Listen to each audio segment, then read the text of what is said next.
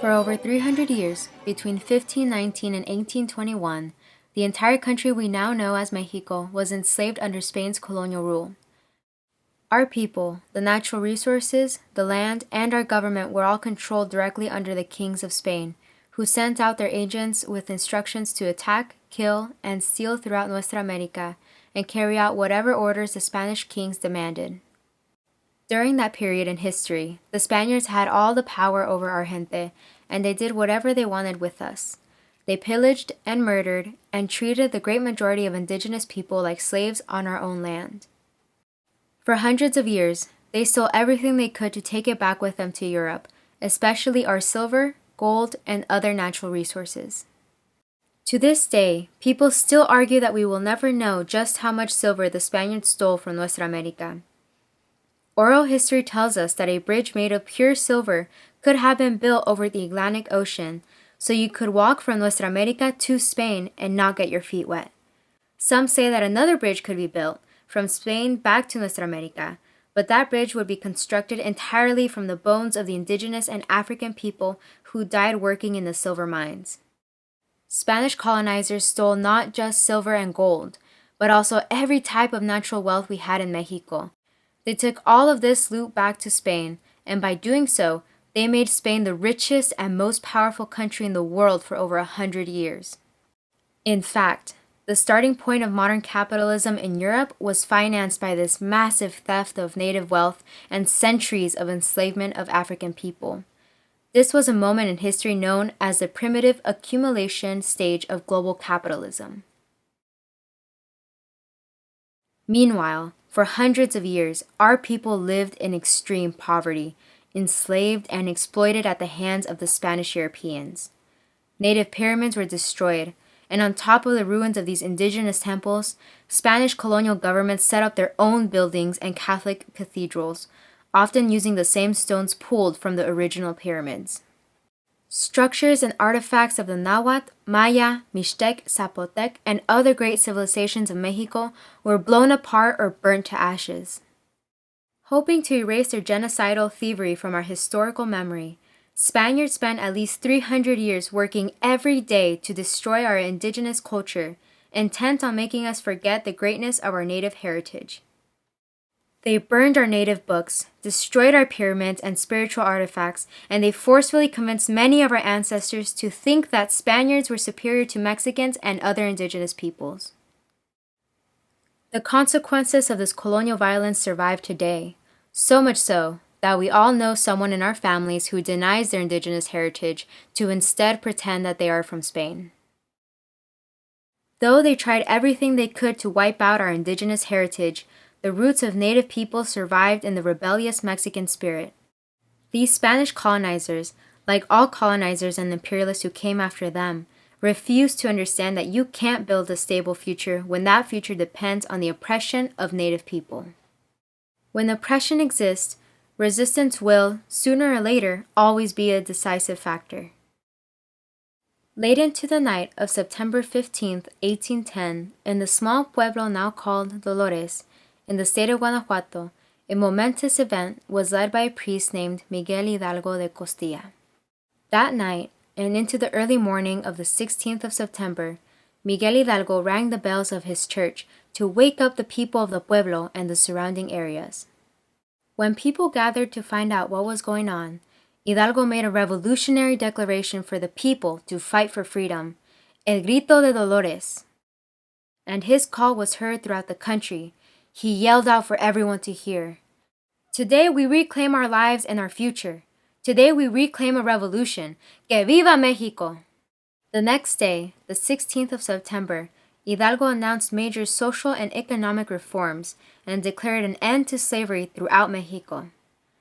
To enforce these radical changes, Hidalgo and his followers began a revolutionary march throughout the state of Guanajuato until reaching the capital, Guanajuato City.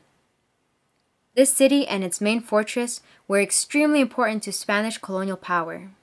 Guanajuato was the location of Mina la Valenciana, which at the time was one of the world's richest silver mines. During the 100 years before Mexican independence, over 60% of all silver production in the world came from La Valenciana in Guanajuato. Across Europe, it was Mexican silver that filled bank vaults to the ceiling. Precisely because the city and this silver mine were so essential to their power, the Spanish kings kept their most well-armed and well-trained elite military forces posted in Guanajuato City, stationed at a military fortress called Alhóndiga de Granaditas. It was there that the insurgentes engaged Spanish colonial soldiers in a fierce battle.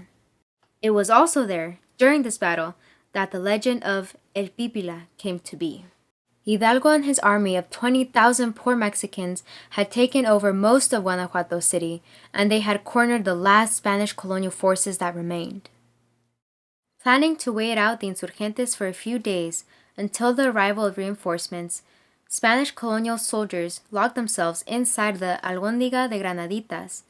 The fortress was the last stronghold of colonial troops in Guanajuato. They surrounded the fortress on all sides, but each of the rebel attacks was repelled by the highly trained colonial troops, and the insurgentes found it impossible to seize control of the fortress. It was a standoff.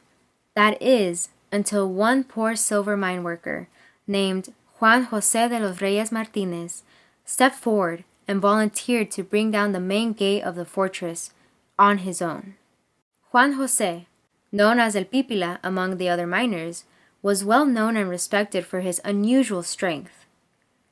El Pípila lifted a massive stone onto his back, and while protected from Spanish colonial sharpshooters, he picked up a fiery torch with his other hand. Using the massive stone as a shield, El Pípila walked up to the main gate of the Alhóndiga fortress, setting it ablaze. The gunfire of the Spanish colonial troops just bounced off the stone on his back. When the main gate was burned and fell to pieces, the insurgentes took control of the fortress, and soon after that they declared victory in the battle to control the entire city of Guanajuato. Today, this monument to El Pípila overlooks the city of Guanajuato. At the base of this monument is a plaque that reads, Aún hay otras alhóndigas por encender. Thus, the insurgentes secured the first significant military victory in the war for Mexican independence at the Alhóndiga de Granaditas fortress. Inspired by this win, the insurgentes continued their revolutionary march to Mexico City.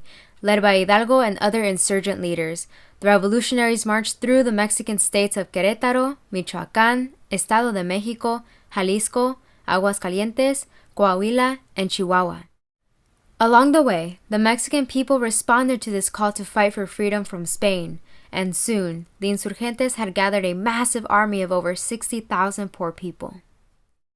After a series of other victories, the insurgentes were ambushed. Hidalgo was captured and beheaded by the Spaniards on July 30th, 1811. For a time, elite Spanish forces regained control of Guanajuato. In an attempt to terrorize the people and keep them from joining the ongoing rebellion, the heads of Hidalgo and other revolutionary leaders such as Allende, Aldama, and Jimenez were hung from the outside four corners of the Alhóndiga de Granaditas fortress in Guanajuato City. And there the heads remained, for years while the city was occupied by Spanish colonial troops. After Hidalgo's execution, José María Morelos took command of the insurgent army. Morelos was a brilliant military leader, gaining 22 victories within 9 months. Using guerrilla tactics, he won the liberation of most of southern Mexico from Spanish oppression.